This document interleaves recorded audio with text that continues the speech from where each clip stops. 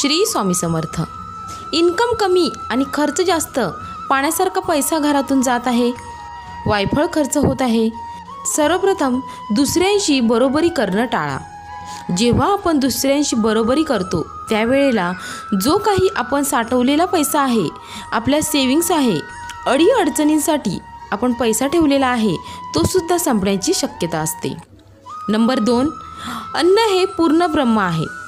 जेवण करताना जेवढं अन्न होय तेवढंच ताटात काढून घ्या. कर्कट अन्न ठेवू नका. आपण जेवण करतोय त्याच्यामध्ये हात धुवू नका. नंबर 3, प्रामाणिक कष्ट, पण कष्टाला नशिबाची साथ मिळावी, माता लक्ष्मीची आपल्यावर कृपा राहावी, यासाठी सकाळ संध्याकाळ श्री सूक्तम आणि विष्णू सहस्त्रनामाचं पठण करा. कुलदेवीची सेवा करा. कुलदेवीचा वर्षातून मान सन्मान कुलाच्या